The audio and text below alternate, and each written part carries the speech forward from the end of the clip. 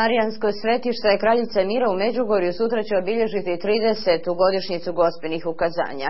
Tisuće vjernika iz svih krajeva svijeta već su se slile u to hercegovačko mjesto koje će sutra zasigurno postati istinsko molitveno središte svijeta. Unatoč vrućini, više tisuća vjernika iz cijeloga svijeta već je jutro sudjelovalo u tradicionalnoj hodnji mira od samostana Svetog Ante na Humcu do Međugorske crkve. Prekrasno, predivno, prelijepo. Neka svi dođu i neka iđu u hodnju mira.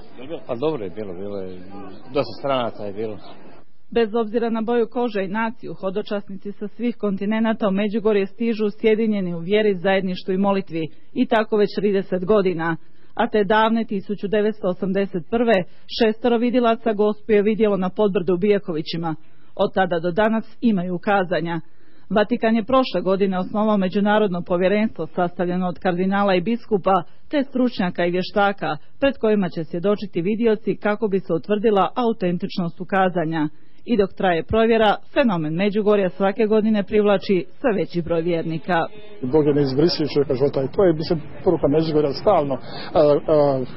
Bog jest, Boga ima i čovjek bez Boga ne može, čovjek bez Boga nestane. Zbog toga da svi ljudi koji dolaze u Međugorju su biti bogotražitelji. To su oni koji su hodočasnici, koji hodom časte, koji hodom Boga traže.